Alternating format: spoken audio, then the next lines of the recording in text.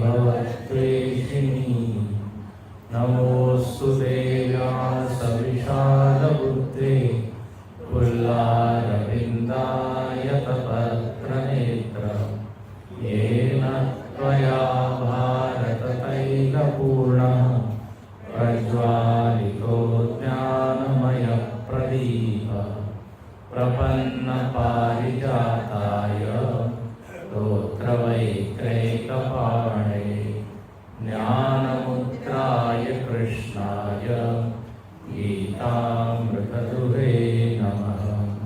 सर्वोपनिषदो गावो लोका गोपालनन्दनं पार्थो वत्ससुधीर्भोक्ता दुग्धं गीतामृतं महत्। वसुदेवसुतं देवं कंसचाणूरमर्दनं देवकी परमानन्दं कृष्णं वन्दे जगद्गुरुं कृष्णं वन्दे जगद्गुरुं। काल आपण जे 2 श्लोक बघितले होते, 25वा 26वा श्लोक तो आपण वाचू माझ्यानंतर म्हणा। अध्याय 3 हे लोक आज पहिल्यांदा आहे। सक्ता कर्मण्य विद्वांसो यथा कुर्वन्ति भारत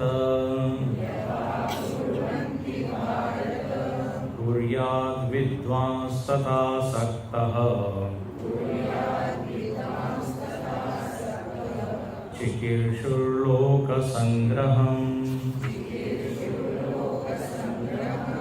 न बुद्धिभेदं जनयेत् अज्ञानां कर्मसंगिनां जोषयेत् सर्वकर्माणि विद्वान् युक्तः समाचरन् विद्वान् युक्तः समाचरन्।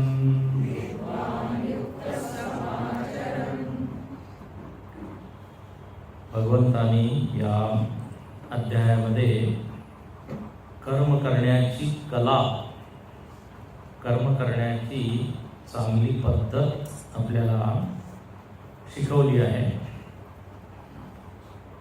कर्म आपण करतो,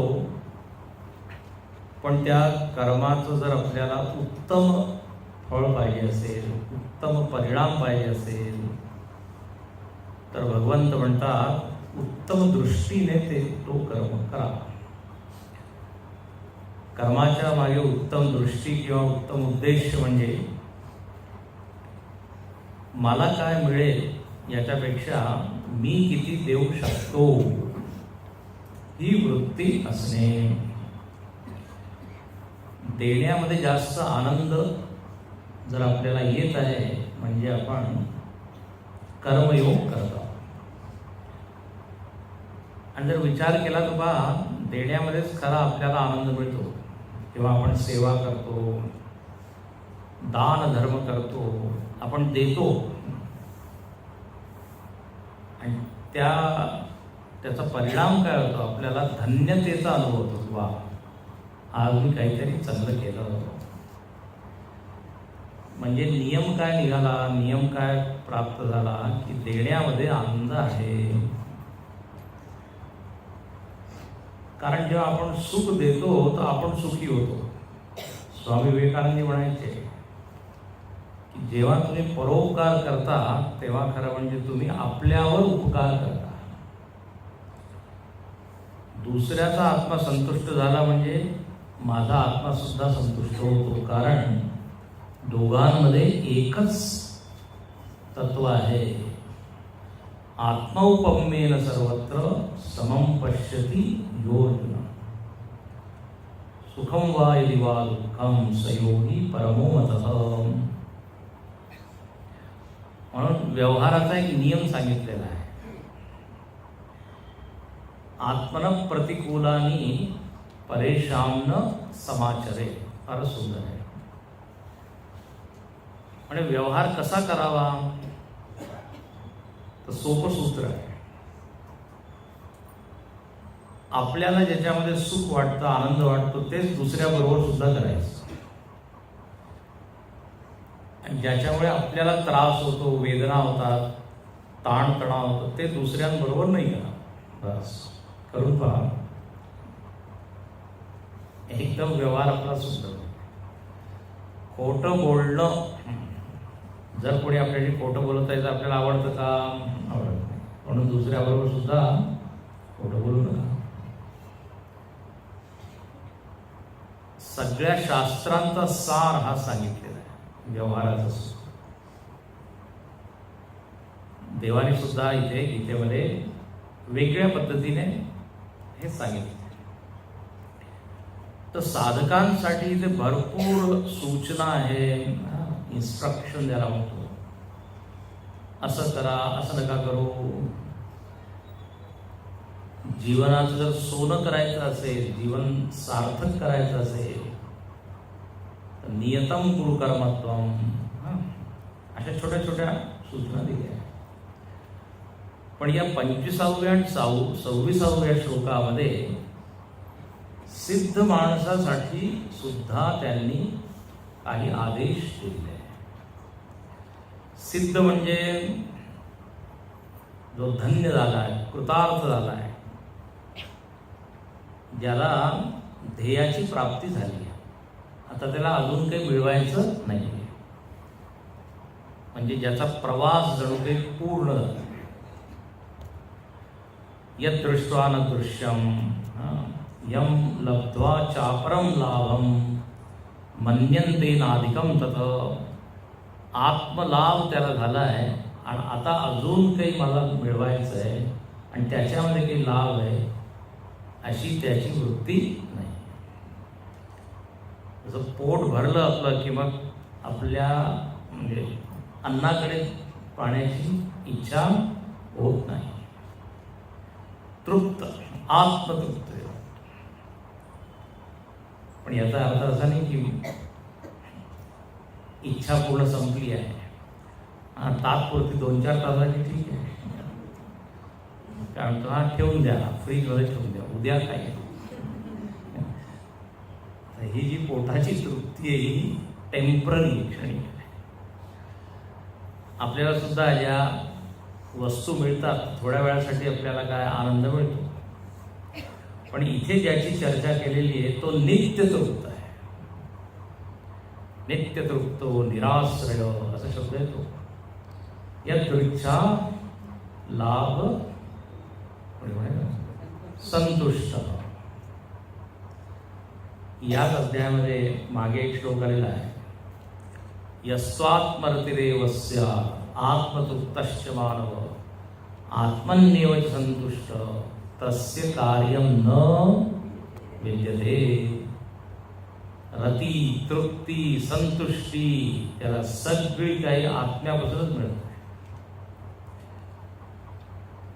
तर आता अशा माणसाला भगवंत आदेश देत आहे की अरे आता तुम्ही स्वतःसाठी जगू नका, कारण तुम्हाला काही मिळवायचं नाही. तर मग काय करा म्हणे, आता लोकसंग्रह करा. लोकसंग्रह, लोकसंग्रह म्हणजे लोकांना त्याच मार्गावर तुम्ही घेऊन चला. परोपकाराय सताम विभूतय. मोठे मोठे जे विभूती आहे, महापुरुष आहे, त्यांचं एकच काम आहे काय, परोपकार. वैष्णव जणतो तेणे काही पीर पराई जाणे. परोपकार, परोपकार त्याच्यामध्येच त्यांचा आनंद आहे. आता इथे म्हणतात की त्यांनी परोपकार करावा, पण कसा करावा, पद्धत काय. तर काल आपण पाहिलं या 25व्या श्लोकामध्ये भगवंत म्हणतात, हे भारत सक्ता कर्मण्य विद्वांसो यथा कुर्वन्ति भारत. इथे अर्जुनाचं नाव काय, भारत. भारत म्हणजे सोपा अर्थ तर काय, भरत वंशामध्ये ज्याचा जन्म झाला तो झाला भारत. पण भारत शब्दाचा अर्थ फार वेगळाच होता. भारत म्हणजे काय, म्हणजे देशाचं नाव. इथे देशाचं नाव घेतलं नसेल देवाने. भारत शब्दाचा आध्यात्मिक अर्थ काय म्हणते, भा म्हणजे प्रकाश. ज्ञानामध्ये प्रकाश आहे, ज्ञान प्रकाश म्हणतो ना. प्रकाशाची उपमा कोणाला दिली जाते, ज्ञान. भा म्हणजे प्रकाश, प्रभा, आभा, भास्कर, सूर्याचं नाव. त्यामुळे भारत जो ज्ञानामध्ये रमलेला आहे, जो ज्ञानामध्ये आनंद घेतो त्याला म्हणतात भारत. लक्ष देऊ नाही का, आपल्या देशाचं नाव भारत आहे आणि आपल्या देशाची ख्याती सुद्धा हीच होती की इथे ज्ञानच ज्ञान आहे. म्हणून जगद्गुरु म्हणवले आहे. भारत जगद्गुरु आहे, पूर्ण जगाला ज्ञान देणार आहे. पण आता आपण सगळं विसरत चाललो.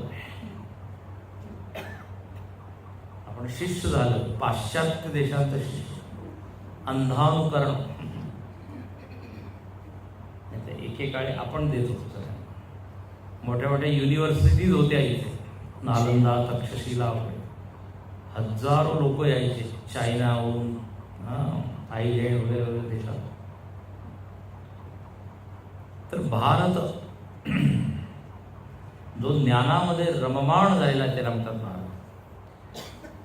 त्यामुळे हे अर्जुन सध्या भारत आहे, कारण त्याला ऐकण्याची काय उत्सुकता आहे, जिज्ञासा आहे, ज्ञान मिळवण्याची तीव्र इच्छा आहे. म्हणून तो ऐकत आहे, झोपत नाही येतो. अशा अनेक वेळा देवालाच खूप उत्साह येत आहे. त्यांनी प्रश्न विचारला नाही तरी स्वतःहून देव असा ऐकणारा पाहिजे. तर इथे म्हणतात की अशा या लोकसंग्रही माणसाने, म्हणजे जो धन्य माणूस आहे, सिद्ध आहे, त्यांनी काय केलं पाहिजे, तर म्हणे कर्म केले पाहिजे. आता त्याला गरज नाही खरं म्हणजे, पण लोकांसाठी एक आदर्श त्यांनी समोर ठेवला पाहिजे. लोक जेव्हा पाहतील की असा हा सिद्ध माणूस सुद्धा करत आहे, तर आम्ही सुद्धा केलं. पण इथे एक मात्र एक लक्षात त्यांनी ठेवलं पाहिजे गोष्ट, आणि ती म्हणजे अनासक्त होऊन कर्म केले पाहिजे. कर्मामध्ये उत्साह पाहिजे, खूप कळकळीने त्यांनी केले पाहिजे, आनंदाने केले पाहिजे, पण फलासक्ती नसावी.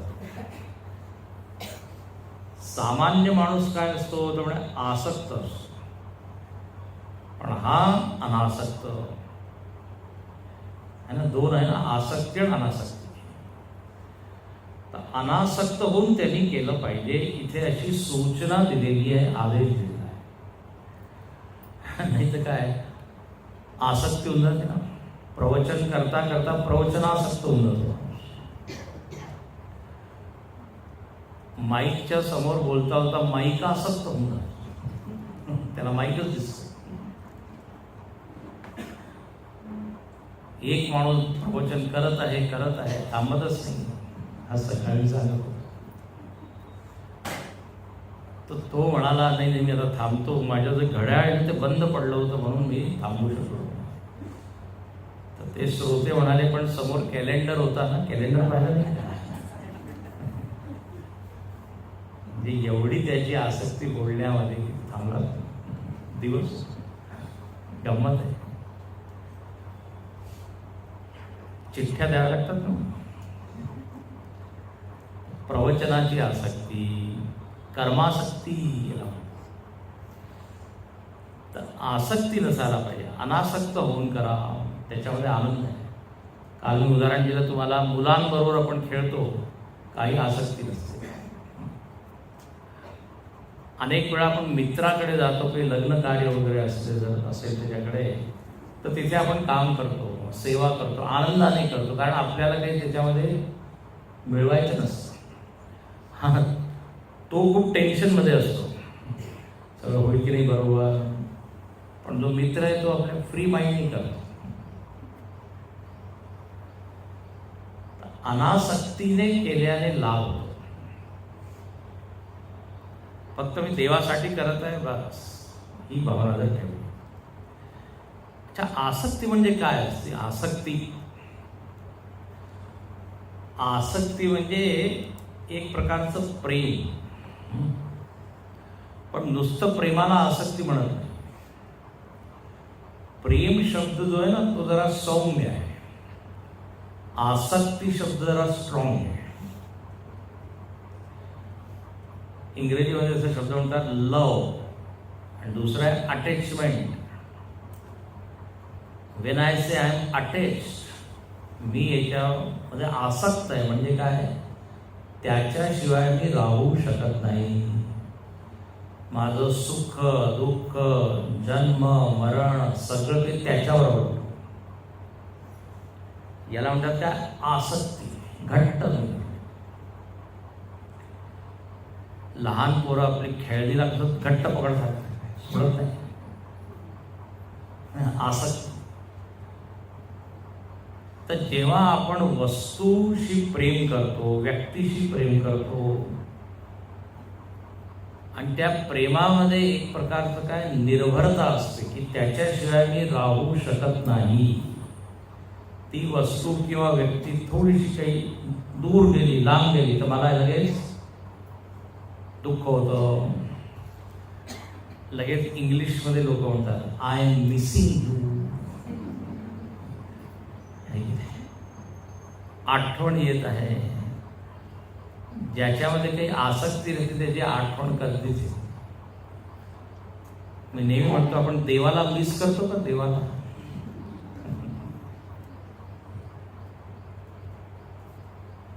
पण आपला मित्र आहे, पुत्र आहे, बायको आहे, नवरा आहे. तर जिथे तीव्र प्रेम आहे त्याला म्हणतात आसक्त. आसक्त होणे म्हणजे काय, एक प्रकारची पराधीनता स्वीकार करणे. थोडी स्ट्रॉंग ग्रोथ आहे. मी जेव्हा पराधीन होऊन जातो ना माझ्या सुख दुःखासाठी, मी स्वतंत्र राहत नाही. दोन गोष्टी असतात आसक्तीमध्ये. एक तर मला सुख मिळतं त्याच्याकडून, आणि सुरक्षा मिळते, हे आहे. आपण घरामध्ये आसक्त होतो, पैशामध्ये आसक्त होतो, काम. तर एकीकडे मला आनंद मिळतो, त्याच्याद्वारे सुख मिळतं, आणि दुसरीकडे काय, सुरक्षा. ज्याच्यामुळे रक्षण माझं होतं ना त्याच्यामुळे सुद्धा न जाणता मी काय होऊन जातो, आसक्त होतो, अटॅच. सामान्य माणूस जो आहे अशा अनेक गोष्टींमध्ये जकळलेला आहे, गुरफटलेला आहे, गुंतलेला आहे. त्याला आपण काय म्हणू, आसक्ती. आणि ही आसक्ती जी आहे ना आपल्या वयोमानाप्रमाणे बदलत जाते. वय बदललं की आसक्तीचा विषय बदलतो. सोपा नियम आहे हा. भजगोविंदमध्ये शंकराचार्य म्हणतात, तुला लक्षात आला असेल तर, बाल म्हणे आम्ही भजगोविंदम ग्रंथ वाचलाच नाही, आणि आमच्याकडे नाही आहे. तिकडे बुक स्टॉल आहे, तिकडे जा नंतर घ्या. बालस्तावत क्रीडासक्त, तरुणस्तावत तरुणीसक्त, वृद्धस्तावत चिंतासक्त, परमे ब्रह्मणी कोपी न सक्त. शंकराचार्य म्हणतात आसक्तीचे विषय बदलत जातात. लहानपणी बाल काय, क्रीडासक्त. तरुणपणे तरुणी, तरुणीला तरुण, आणि तरुण तरुणी म्हणजे संपूर्ण प्रपंच आला बरं का, संपूर्ण संसार. वृद्धस्तावत चिंतासक्त. वृद्ध माणसाला आता काही विषयच उरला नाही, त्यामुळे आता नुसतं एकामध्येच माझी आसक्ती. मुलगा आला की नाही, नातू आला की नाही, तो काय करत आहे, ती काय करत आहे, चिंता आसक्त. नाही, समर्थ रामदास सांगितलं, चिंता करीतो विश्वाची. लहानपणी करायचं. वयस्कर लोक कशा जगाची चिंता करत आहे. बहुतेक पुढच्या जन्माची चिंता होत असेल. त्यामुळे चिंता नाही, चिंतन करा. आता भरपूर वेळ आहे, पण नाही, आपली चिंता जगाची असते. परमे ब्रह्मणी कोपी नसतं. शंकराचार्य म्हणतात आश्चर्य आहे, परब्रह्मामध्ये कोणी आसक्तच होत नाही. त्याची आवडच उत्पन्न होत नाही, गोडीच लागत. आता इतक्या लोकांना सांगण्यात येतं की गीता ज्ञान यज्ञ आहे, पण ज्याला गोडी आहे ते सांगे की नाही. कोपी नसक्त आसक्तीचा विषय बदलत जातो, हे मी सांगत. अच्छा, आता इथे एक प्रश्न आहे. आसक्ती शब्द आलेला आहे. हे सिद्ध लोक अनासक्त होऊन जातात, सामान्य माणूस आसक्त राहतो किंवा आसक्त होऊन जातो आणि सहज होतो बरं का. काही तो प्रयत्न नाही करत, केव्हा त्याच्यावर तो अटॅच होऊन जातो कळतच नाही त्याला. तर इथे एकाने प्रश्न केला की असं वाटतं जणू काही आपल्या आत्म्याचा स्वभावच आहे आसक्त होणे. याच्यावर विचार करा. माझा हा स्वभावच आहे का आसक्त होणे, की हा स्वभाव नाहीये, वरून आलेला आहे, आरोप केलेला आहे. कळतंय का तुम्हाला मी काय प्रश्न करतोय? जर माझा स्वभाव असेल आसक्त होणे, तर मग कधीच मी अनासक्त होऊ शकत नाही. कारण स्वभाव कशाला म्हणतात? स्वभावाची परिभाषा माहिती का तुम्हाला? स्वभाव म्हणजे असा गुण की ज्याचा मी कधीच त्याग करत नाही किंवा करू शकत नाही, त्याला म्हणतात स्वभाव, स्वस्य भाव, स्वधर्म. जेव्हा मी म्हणतो की साखर गोड आहे, हा तिचा स्वभाव आहे, याचा अर्थ काय आहे? कधीच ती साखर त्या गोडपणाच्या ज्यावेळी तिचा त्याग करू शकत नाही. तुम्ही जर तिखट पदार्थामध्ये सुद्धा जर त्या साखर टाकली तरी ती आपलं गोडच आहे, आंबट कोणत्याही टाक. स्वभाव त्याला म्हणतात अहेयम अनुपादेयम. एक शब्द आहे संस्कृत, म्हणजे ज्याचा त्याग नाही होत, आणखी ज्याचं ग्रहणही नाही होत. साखरेला गोडवा कुठून आणायचा नाहीये, अनुपादेयला म्हणतात, उपादेय नाही. संस्कृत शब्द सुद्धा थोडे थोडे ऐकले पाहिजे. So that which cannot be given up and cannot be taken up, that is called nature. अग्नीचा धर्म स्वभाव काय? उष्णता. तो उष्णताचा अग्नी त्याग करत नाही, आणि उष्ण व्हायसाठी त्याला कुठून काही आणायचं नाही. पाण्याला जर गरम करायचं असेल तर अग्नीची गरज आहे, पण अग्नीला, कारण त्याचा काय तो स्वभाव आहे. स्वभाव एक अशी वस्तू आहे जी नेहमीच असते. लोक काय म्हणतात मराठीमध्ये, स्वभावाला औषध नाही असं म्हणतात. त्याचा स्वभावच आहे, तुम्ही जास्त प्रयत्न करू नका, तो कधीच आपला स्वभाव सोडणार नाही असं लोक एकदम म्हणतात. किती समजून मी खूप प्रयत्न केले. एक उदाहरण चांगलं नाही आहे, पण ते कुत्र्याचं शेपूट काय किती परत टाइम स्वभाव. तर जर माझा स्वभाव आसक्त होण्याचाच आहे तर मग किती प्रयत्न केला तरी परत तिथेच. पण इथे पहा, लक्ष नाही का, जर मी प्रयत्न केला अनासक्त होण्याचा तर हळूहळू हळू अनासक्ती मी प्राप्त करू शकतो. याचा अर्थ काय झाला? आसक्त होणे हा माझा स्वभाव नाही आहे. स्वभावच असता तर अनासक्त नावाचा माणूस जगामध्ये राहिला. तर त्यांनी डेव्हलप केली, साधना केली, आणि काय आता मी सगळीकडे वावरतो पण कुठेच अडकत नाही. याचाच अर्थ आहे की आत्मा खरोखर असंग आहे, निर्लिप्त आहे, अलिप्त आहे. बुद्धी यस्य न लिप्यते, पुढे सुद्धा भगवंतांनी सांगितलं. ज्ञानीची बुद्धी लिप्त होत नाही, कारण त्यांनी तसं काय प्रॅक्टिस केली. करतो खूप उत्साहाने, खूप करतो, प्रेमाने करतो, पण तो मोहित होत नाही, आसक्त होत नाही. बा, प्रेमाने करणं वेगळं आणि आसक्त होणं वेगळं.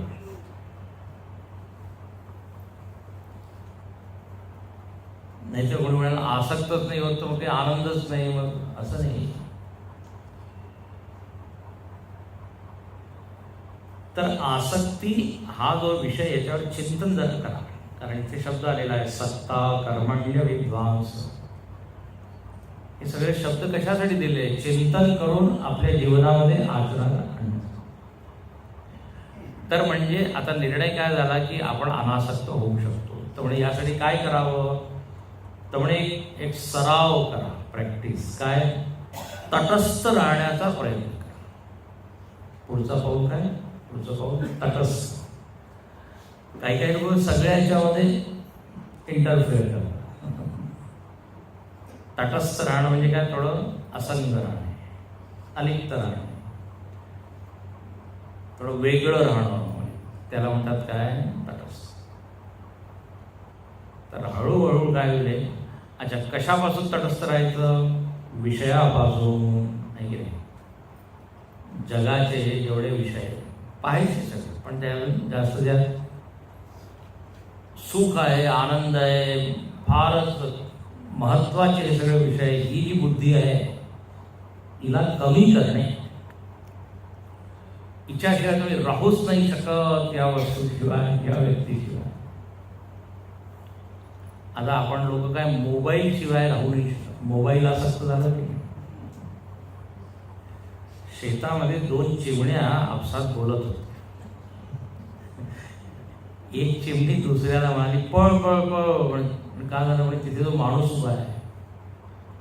तर दुसरी म्हणाली नाही नाही, माणूस नाही, तो काय बुजगाव म्हणतात, बुजगाव. म्हणजे तू कसं काय ओळखतो? मला तर वाटतं तो माणूस आहे.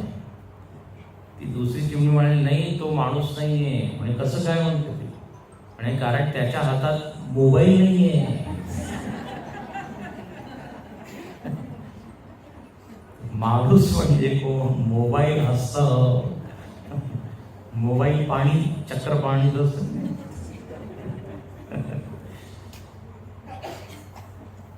मोबाईल नाही म्हणजे बापरे, कसं काय? तेव्हा आत्ताचे जे मुलं आहे ना, त्यांना फारच आश्चर्य वाटतं की 50 वर्षापूर्वी मोबाईल नव्हता, म्हणजे कसं काय हे जगत होते. म्हणजे तुम्ही आपला ऍड्रेस कसा काय शोधत? GPS शिवाय. GPS असतं त्यांना ते काय इमेज आहे. तर एवढं काय परावलंबन, निर्भरता. जर प्रयत्न केला तर हळूहळू काय आपण अनासक्त करू. म्हणून इथे म्हणतात की हा जो सिद्ध पुरुष आहे हा आपल्यासाठी काय आहे? आदर्श आहे. पहा, तो सगळं काही करतो पण पुढे अडकत नाही.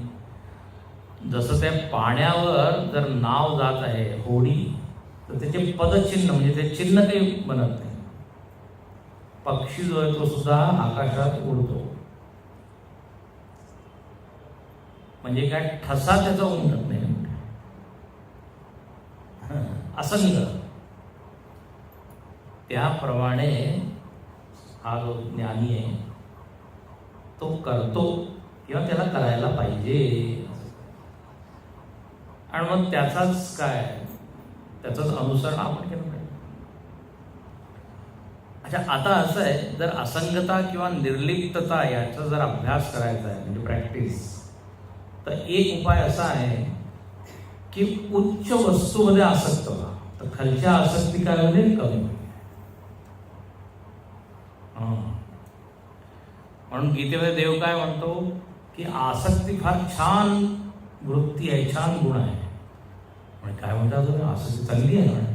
हो, आसक्तीचा विषय जर उच्च असेल, श्रेष्ठ असेल, तर त्याच्यापेक्षा काही चांगली वस्तू नाही.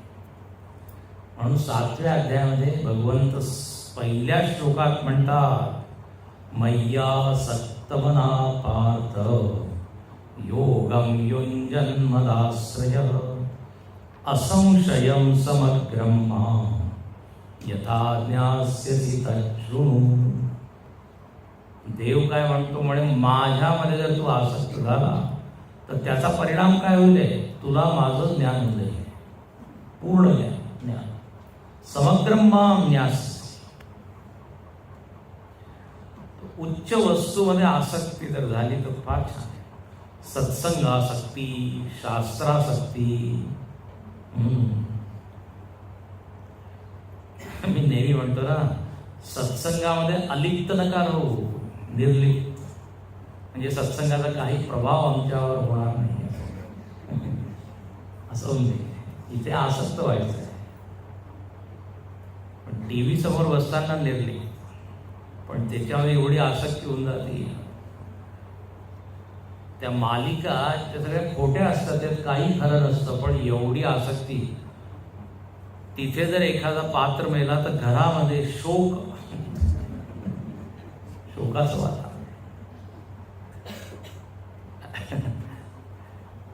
चुकीच्या गोष्टीमध्ये आसक्त. भरपूर वेळच्यावर गेला. कुर्याद विद्वांस तथा सक्त चिकेशुर लोक संग्राम. आणि पुढे देव म्हणतो की न बुद्धिभेदम जनये. आपल्यासाठी या श्लोकामध्ये काय सांगितलं, 2-3 गोष्टी. एक तर आसक्ती कमी करा किंवा आसक्ती चांगल्या गोष्टीमध्ये करा. तिसरं, आसक्ती माझा स्वभाव नाही आहे असं नका म्हणून की नाही आसक्ती कधी जाणारच नाही. हे सगळे पॉईंट्स आहे. केल्याने होत आहे, आधी केल्याची पाहिजे. मग इथे त्या सिद्ध माणसाला म्हणतात की असं ज्ञान तू दे की ज्याच्यामुळे जे श्रोते आहे, शिष्य आहे, विद्यार्थी आहे, त्यांच्या बुद्धीमध्ये भेद उत्पन्न होऊ. म्हणजे श्रद्धा त्यांची खंडित नाही झाली पाहिजे, तुटली नाही पाहिजे, श्रद्धा वाढली पाहिजे. त्यांच्या मनामध्ये कन्फ्युजन, भ्रम झालं. प्रवचन ऐकल्यानंतर म्हणजे मी ठीक होतो, आता ऐकल्यानंतर मला कळत नाहीये काय करावं. वा, काय सुंदर उपदेश. भ्रमतीवच मे मना. अर्जुनाने सांगितलं, आधी त्यांनी सांगितलं, नंतर तो स्थिर झाला. त्यांना बुद्धिभेदम जनये. पाहिलं पाहिजे, त्याला विचारलं पाहिजे, बाबा तू काय साधना करत आहे, थोडंसं सुधार, थोडंसं त्याच्यामध्ये इम्प्रूव्ह आहे. असा इथे काय एक आदेश दिला आहे. मग पुढे आता पुढच्या श्लोकामध्ये भगवंत म्हणतात की पहा, लोक जे आहे ना त्यांना ज्ञान नसल्यामुळे चुकीचं ज्ञानानंच ते खरं ज्ञान समजतात. त्यांना ज्ञान बरोबर नाही, त्यांचं चिंतन बरोबर नाही.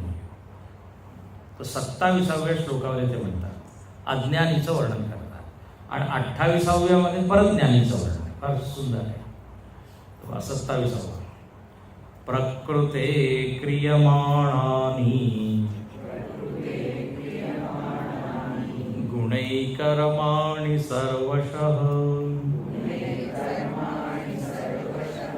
अहंकार विमूढात्मा कर्ताहमिति मन्यते प्रकृते क्रियमाणानि गुणैकर्माणि सर्वशः अहंकार विमूढात्मा कर्ताहमिति मन्यते.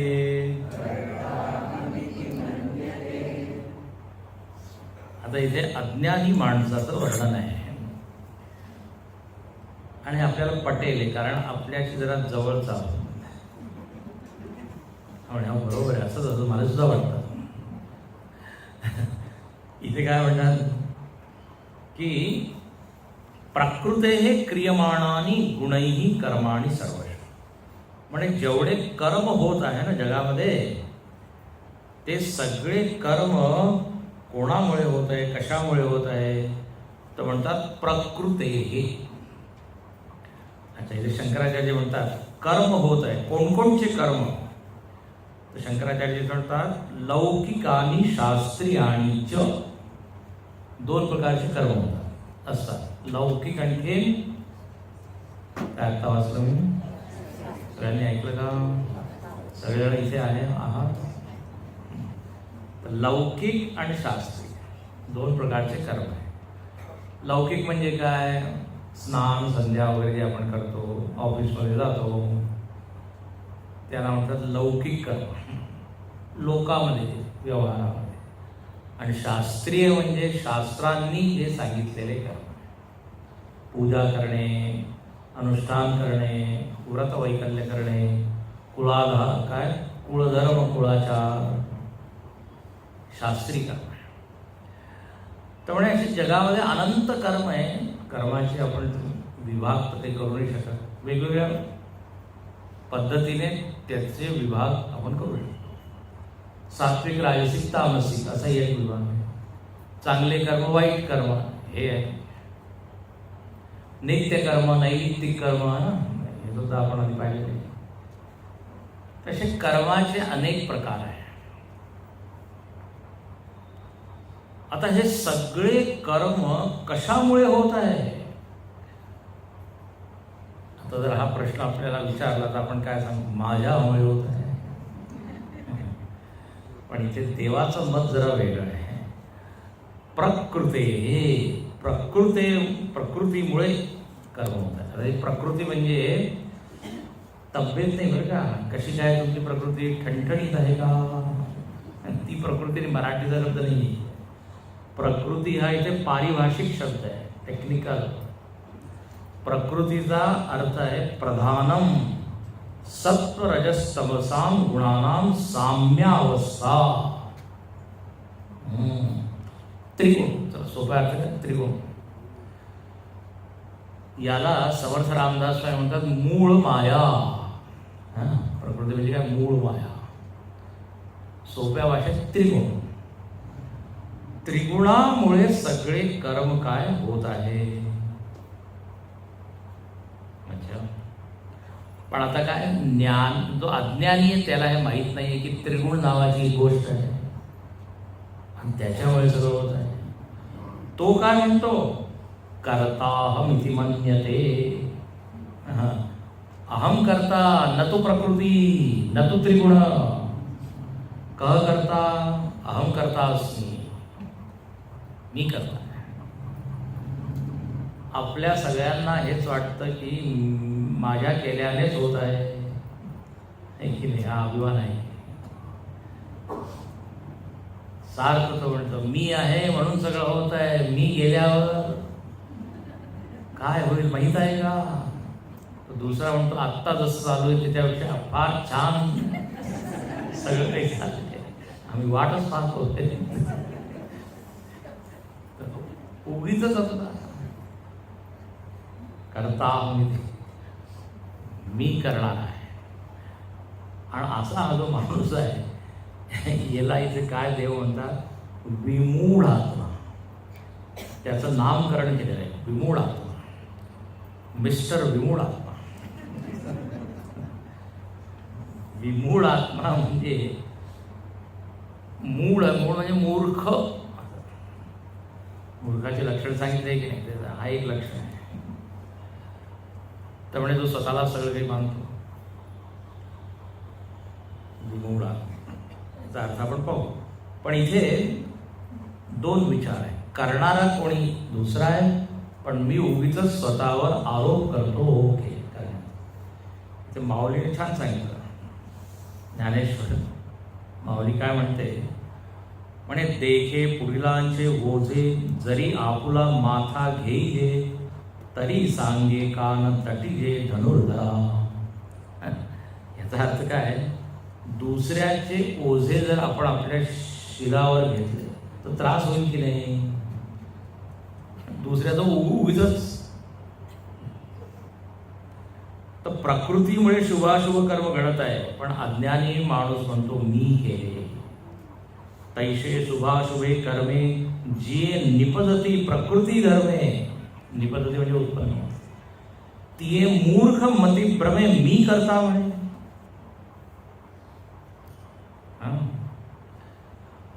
अशा मूढतेचे अनेक प्रकार आहे. इथे कर्माबद्दल सांगितलं आहे. स्वतःबद्दल सुद्धा एक मूर्त आहे. मी शरीर आहे, मी जीव आहे, ही सुद्धा एक मूर्त आहे. चुकीचं ज्ञान आहे. म्हणून तर माऊली म्हणते, ऐसा अहंकारादि रूढ एकदेशी मूढ, तया परमार्थ गूढ प्रगटावा नाम. इथे म्हणतात, हा जो मूढ माणूस आहे, अज्ञानी आहे, ज्याने कधी विचार केलेला नाही, तो स्वतःला एकदेशीय मानतो.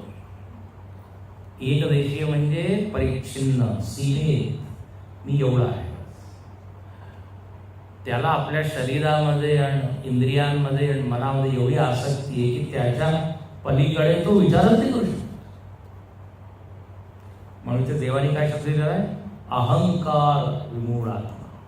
त्याचा जो अहंभाव आहे तो या छोट्याशा शरीरामध्ये काय आहे, जुळलेला आहे. आणि तो व्यापक आत्म्याला पाहतच, समजतच. आता आपण पाहतोय देवाने अहंकार शब्दाचा प्रयोग केला. म्हणून इथे माऊली म्हणते एकदेशी मूढ. आणि इथे काय म्हणतात, अशा माणसाला परमार्थ काही समजणार नाही. हा मूळ आहे आणि परमार्थ कसं गूढ आहे. तर प्रकटावा ना, अशा या मूळ माणसाला जास्त तुम्ही परमार्थ समजवण्याचा प्रयत्न करू नका, असं सिद्ध. पण महात्मे लोक, संत लोक जरा काय करुणा करून अशा लोकांना उपदेश करतात. दया आहे की त्यांच्या, अरे यांचा सुद्धा उद्धार झाला पाहिजे. पण इथे काय म्हणतात की त्याची बुद्धी इतकी संकुचित आहे, छोटी आहे, की त्याला हे कळत नाही की शरीरापेक्षा वेगळा मी आत्मा आहे, चैतन्य आहे. अहंकार विमूढ आत्मा. तर एकदेशी मूढ इथे माऊलीचा हा शब्द आहे. भगवान शंकराचार्य याच्यावर छान भाष्य लिहितात. ते म्हणतात की हा जो अज्ञानी आहे याची काय स्थिती आहे, तर अहंकार विमूढ आत्मा. याचा अहंभाव या शरीरामध्ये आहे. ते फार छान म्हणतात, कार्यकरण संघात आत्मप्रत्यय अहंकार तेन विविधम नानाविधम मूढ. म्हणजे असं की आपल्याजवळ दोन गोष्टी आहेत. थोडंफार जरा वेदांत ऐका. आपल्याकडे दोन गोष्टी, एक आहे कार्य आणि एक आहे करण. कार्य म्हणजे स्थूल शरीर. सगळ्यांकडे आहे का स्थूल शरीर? जागृत अवस्थेमध्ये आहे ना. तर हे स्थूल शरीर जे आपण घेऊन बसतो, ज्याचं वजन कमी होत नाही, प्रयत्न करत आहे, त्याला म्हणतात स्थूल शरीर. ही परिभाषा एकदम आम्हाला समजली. स्थूल शरीर आणि करण म्हणजे सूक्ष्म शरीर. अंतःकरण, इंद्रिया याला म्हणतात करण. तर कार्य करण लक्षात घ्या. या दोन गोष्टी आपल्याकडे, स्थूल शरीर आणि करण म्हणजे 5 ज्ञानेंद्रिया, 5 कर्मेंद्रिया, 5 प्राण, मन, बुद्धी, चित्त, अहंकार. ठीक आहे. तर याला दोघांना जोडून काय म्हणजे कार्य करण. आता एक आणखी शब्द मी बोलतो, कार्य करण संघात. एक शब्द काय, संघात. संघात म्हणजे असेंब्लेज, सगळ्यांना मिळून एक संघटन जसं झालं. संघात मराठीमध्ये काय बोलावं मला संघातच म्हणतो. सगळं एकत्र करून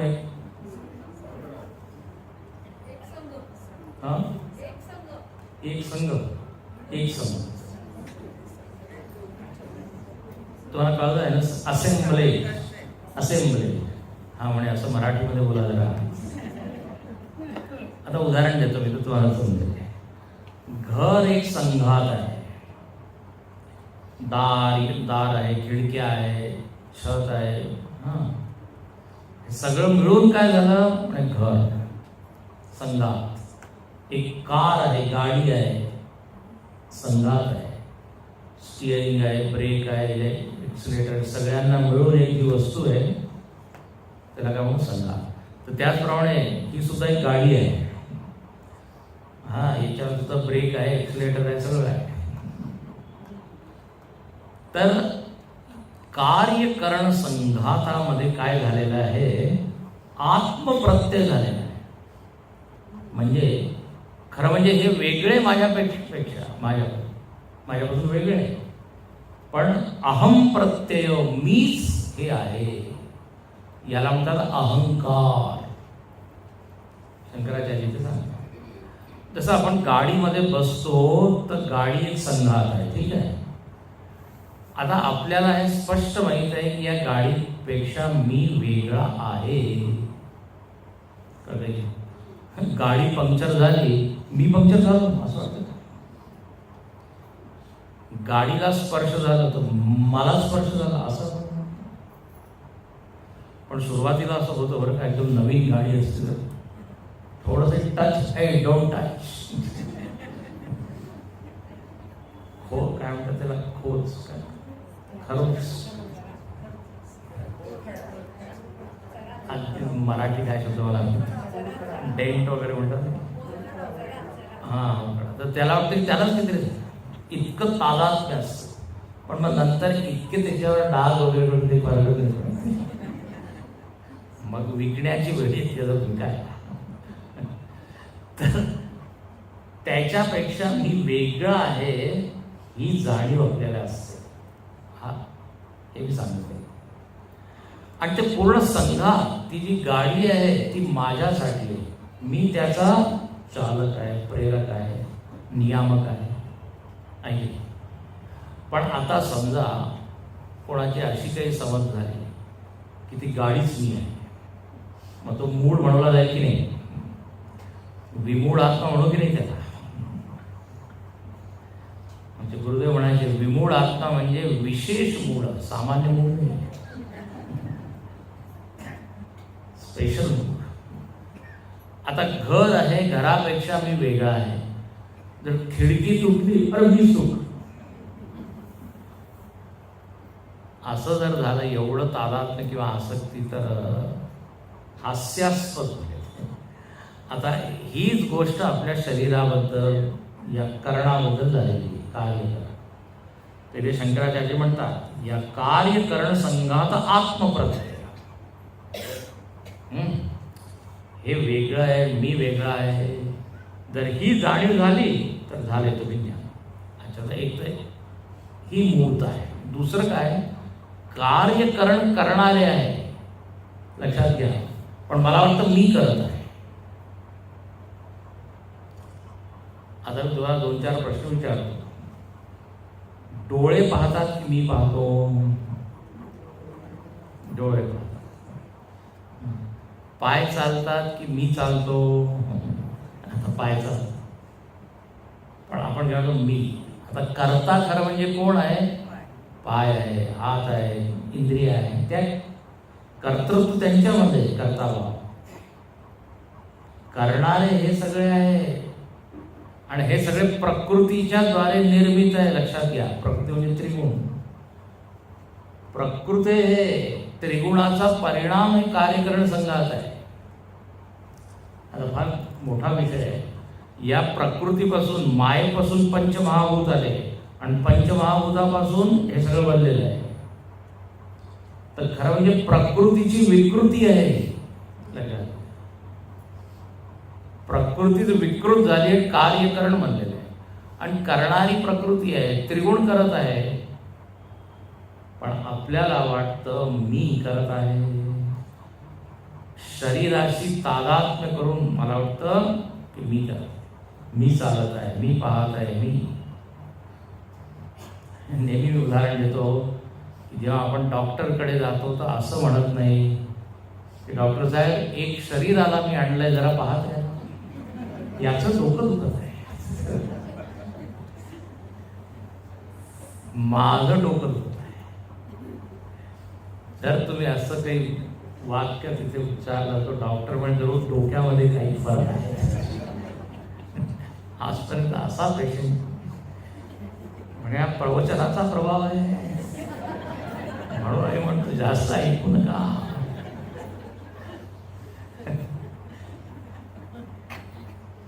म्हणून हे वेदांत बोलण्याची गोष्ट नाही, उगाच सांगू नका मी शरीर नाही, मी शरीर नाही. आत्मज्ञान,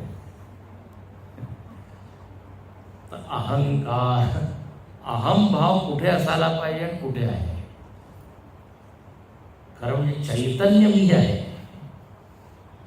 पण त्याच्याशिवाय इतर सगळ्या गोष्टींमध्ये माझी अहंवृत्ती आहे. यालाच आपण म्हणू ना मूढता. अहंकार विमूढात्मा कर्ताहमिति मन्यते. कार्यकरणाभिमानी अविद्यया, अविद्येमुळे तो याच्याशी तादात्म्य करतो. कार्यकरण अभिमानी, अभिमानी म्हणजे तादात्म्य ठेवणे, जुडणे. अभिमानी म्हणजे घमंड नाही. वेदांतामध्ये अभिमानी शब्दाचा अर्थ असतो आसक्त होणे, जुडणे. तर या कार्यकरणामध्ये मी जुडलो आहे. आणखी आता करणारा कोणी दुसरा आहे, पण मी स्वतःला मानलो. सत्य काय आहे? मी अकर्ता आहे. मी म्हणजे चैतन्य.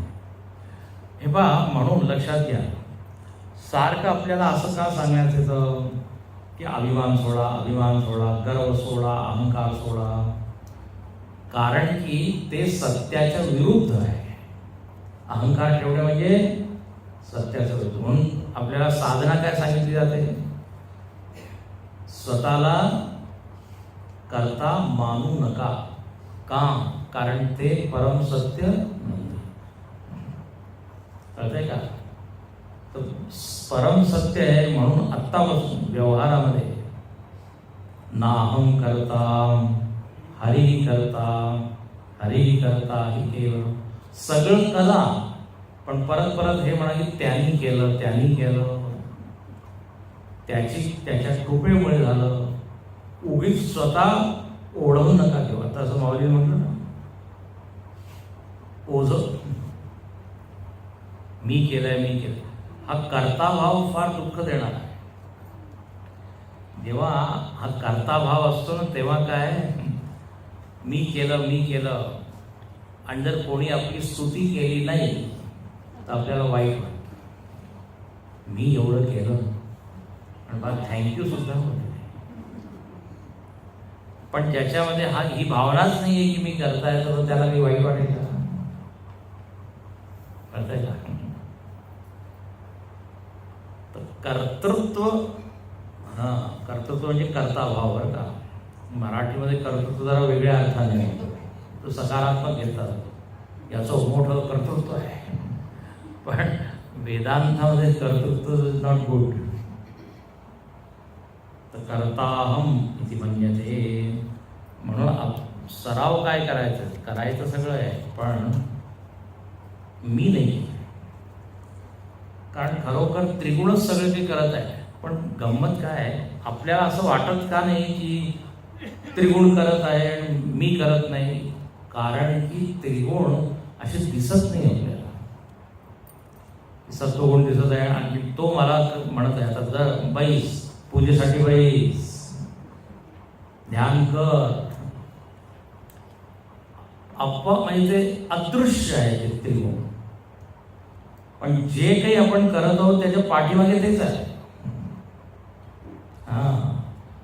सत्वगुण वाढलं की आपोआप आपली आवड या सत्संगामध्ये वाढते.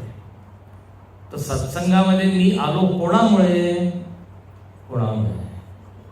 सत्वामुळे. सगळं इथेच आहे ना, तमोगुणात नाही. तर इथे जे देव म्हणत आहे, प्रकृते क्रियमाणाने गुणे. जर मला झोप येत आहे, डुलकी येत आहे, तर कशामुळे? म्हणजे तमोगुण आलेला आहे. रिमोट म्हणजे दिसत नाही येतो, पण त्याच्यामुळेच होत आहे. जर टीव्हीवर दृश्य बदलत आहे, आता लहान पोराला कळत नाही हे काय, जो अगदी आला आहे, कारण दिसत तर नाही ना कोणी करत आहे रिमोट. तर हे त्रिगुण अमूर्त आहे. अमूर्त म्हणजे ॲब्स्ट्रॅक्ट. ते येतात जातात, त्यामुळे जीवनामध्ये किंवा दिवसामध्ये वेगवेगळे कर्म होत आहेत. आता तुम्ही किती बसण्याचा प्रयत्न केला तरी तुम्ही बसत नाही का? म्हणजे रजोगुण आता वाढला आहे. रजोगुण तुम्हाला बसू नाही देत. वाचण्याची इच्छा आहे, पण परत डोळे बंद होत आहे. तमोगुण म्हणतो आता माझा नंबर आहे. दिवसात नाही 3 गुण येत राहतात, विजिट करतात आपल्याला, भेट देतात. तर प्रकृती हे क्रियमाण आहे. तर हा जो सिद्ध पुरुष आहे, पुढच्या श्लोकामध्ये म्हणतात की त्याला माहित आहे की हे त्रिगुणच काम करत आहे, मी तर त्यांचा साक्षी आहे. फार सुंदर. आता ज्ञानी माणसाचं वर्णन 28व्या श्लोकात. तत्त्ववित्तु महाबाहो गुणकर्म विभागयोः गुणागुणेषु वर्तन्ते. इथे वर्तंत आहे ते बरोबर आहे, पण ते संधीमुळे वर्तंत झालेलं आहे. म्हणजे आपण तोडून त्याला म्हणतो वर्तन्ते म्हणावं लागेल. गुणागुणेषु वर्तन्ते इति मत्वा न सज्जते. बरोबर. तत्त्ववित्तु महाबाहो गुणकर्म विभागयोः गुणागुणेषु वर्तन्ते इति मत्वा न सज्जते. इथे म्हणतात हे महाबाहो. आधी अर्जुनाला सांगितलं भारत, आता म्हणतात महाबाहो. तुझ्या बाहुभुजा तर खूप शक्तिशाली, पण आता ज्ञानाला सुद्धा जरा तू वाढव, त्याची शक्ती वाढव. हे महाबाहो तत्त्ववित्तु. इथे काय ना तू म्हणजे काय असतं? आत्ता ज्याचं वर्णन केलं विमूळात्मा, त्याच्यापासून वेगळा. संस्कृतमध्ये तू एक अव्यय आहे, आणि या अव्ययाचा उपयोग किंवा प्रयोग तेव्हा करतात जेव्हा एक विषय चालला आहे त्याच्यापेक्षा वेगळं जर तुम्हाला सांगायचं असेल तर तू. जसं हिंदीमध्ये म्हणतात ना, ये व्यक्ती ऐसा ऐसा है लेकिन वह तो म्हणतात. परंतु आपण म्हणतो की तसंच असं आहे. परंतु अज्ञानी असा आहे, परंतु ज्ञानी असा आहे. छोट्या छोट्या गोष्टी पण या सुद्धा आपण शिकल्या पाहिजे. तर तत्त्ववित्त, आता कोणाचं वर्णन आहे? तत्त्ववित्त. मागे कोणाचं वर्णन झालं? अरे सरळ म्हणा माझं. नाही नाही स्वामी असं नाही. गंमत केली. विमूळ आत्मा, विमूळ आत्म्याचं वर्णन झालं. मोहित हा कसा आहे, याचा मोह दूर झाला. तत्वविद सुंदर शब्द आहे. तत्वाला जाणणारा. तत्व म्हणजे काय, जे सत्य आहे.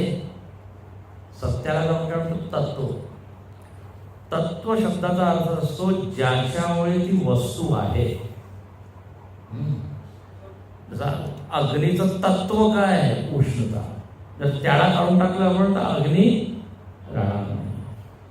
सगळ्या दागिन्यांचं तत्व काय आहे, म्हणजे सुवर्ण. ते सत्य आहे. दागिनं सत्य नाही, सुवर्ण सत्य आहे. तर या जगामध्ये जे सत्य आहे त्याला म्हणतात तत्व. म्हणून शंकराचार्यांनी एक ग्रंथ लिहिला, तत्वबोध. गीतेमध्ये ज्ञानी पुरुषाचं वर्णन करताना भगवंतांनी या शब्दाचा प्रयोग केला. तद्विद्धि प्रणिपातेन परिप्रश्नेन सेवया उपदेक्षन्ति ते ज्ञानम् ज्ञानिनस्तत्त्वदर्शिनः. तत्वदर्शी. इथे सुद्धा तत्वविद. म्हणजे हा तत्वविद कसा आहे.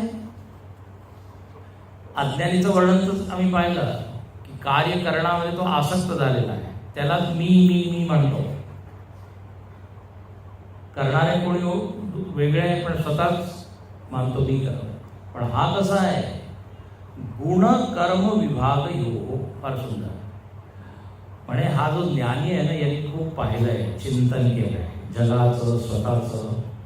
आणि त्यांनी पाहिलंय की इथे दोन विभाग आहे, गुण विभाग आणि कर्म विभाग.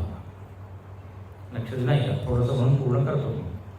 गुण विभाग आणि कर्म विभाग म्हणजे याचा काय अर्थ आहे. गुण विभाग म्हणजे त्रिगुणापासून जे काही उत्पन्न झालेलं आहे त्याला म्हणून गुण विभाग. मायेपासून जे काही उत्पन्न झालं तर इथे म्हटलेलं आहे पंचमहाभूत, मग पंच ज्ञानेंद्रिया, पंचकर्मेंद्रिया, हे गुण विभाग आहे.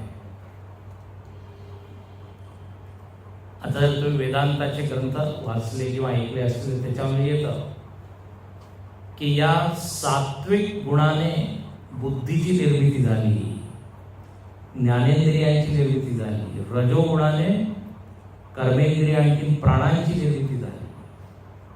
असं सगळं आहे, तिकडे मी जात नाही. इथे फक्त एवढं समजा की गुणांच्या द्वारे जे काही निर्मित झालेलं आहे ते काय, गुण विभाग. ठीक आहे. आणि कर्म विभाग म्हणजे या ज्या काही वस्तू बनल्या आहेत याच्या जे क्रिया होत आहे, कर्म होत आहे. जसं आता मी सांगितलं डोळे, प्रकृतीने बनवले डोळे. आता डोळ्याची क्रिया काय आहे, पाहणे.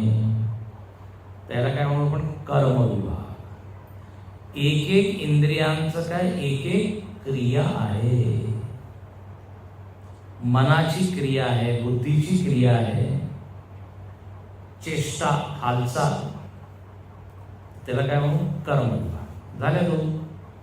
ती वस्तू आणि वस्तूचं कर्म क्रिया, हे दोन विभाग झाले. आता इथे हा जो ज्ञानी पुरुष आहे हा काय म्हणतो की गुण आणखीन कर्म याच्याशी माझा काही संबंध नाही.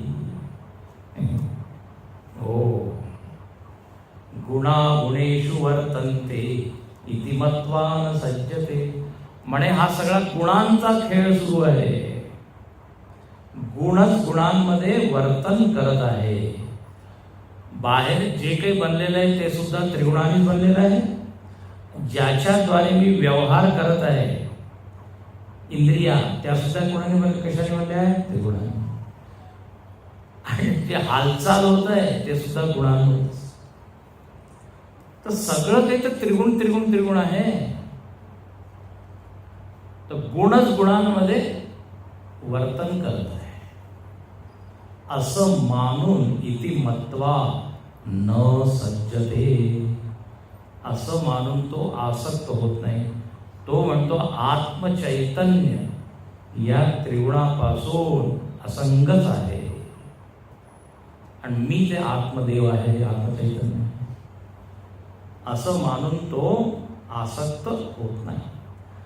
आता याचं उलट करा, ज्याला हे माहीत नाही की मी याच्यातून वेगळं आहे तर आसक्त होती. आता असं पहा, रस्त्यावर सावली पडते आपली. आता सावलीवरून ट्रक जात आहे, कार जात आहे,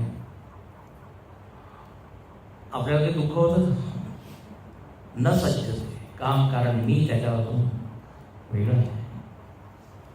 प्रतिबिंब, आरशामध्ये आपलं प्रतिबिंब, आणि जो आरसा वाकडा तिकडा आहे म्हणून प्रतिबिंब वाकडा. अरे माझा चेहरा कसा वाकडा झाला, आपण त्याच्याकडे करून हसतो. मेळाव्यामध्ये असतात की नाही वेगवेगळे, जो लठ्ठ आहे तो बारीक होऊन जातो, जो बारीक आहे काही न खाता लठ्ठ दिसतो. प्रतिबिंब मी नाहीये म्हणून न सज्जते. एकाने छान सांगितलं, एक मुलगा म्हणाला की आरशासमोर बसून अभ्यास केला पाहिजे. म्हणे का?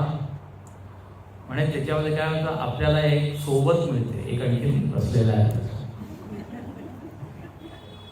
आणि दुसरं म्हणजे परत रिपीट करायची गरज होत नाही, कारण 2 वेळा रिपीट होऊन जातो. देईल वाचत तर रिव्हिजन करायची. आणि तिसरा लाभ म्हणजे माझ्यावर कोणाची नजर आहे. आता जर तुम्ही त्या प्रतिबिंबाला सत्य मानलं तर त्याच्याकडे ठीक आहे. ते प्रतिबिंब काय मी नाहीये, मी त्याच्यापासून वेगळं. जेव्हा चिमणी त्या प्रतिबिंबाला पाहते तर आणि आपली चोच काय टोकून, कारण तिला माहीत नाहीये काय काय माहीत नाही की ते प्रतिबिंब आहे, मी तिच्या असून वेगळी. आणि का माहीत नाही, कारण ती सत्संगामध्ये आहे, गीता प्रवचन. गुणागुणेषु वर्तन्ते, बाहेर त्रिगुण आतमध्ये त्रिगुण. हे जरा अशा दृष्टी जर आपण पाहिलं तर एकदम मुक्त होतो. पण आपल्याला हौस आहे ना त्याच्यामध्ये उडी तालात. चला उद्या गुणागुणेषु चिंतन करायचं, आपण विचार करा. ओम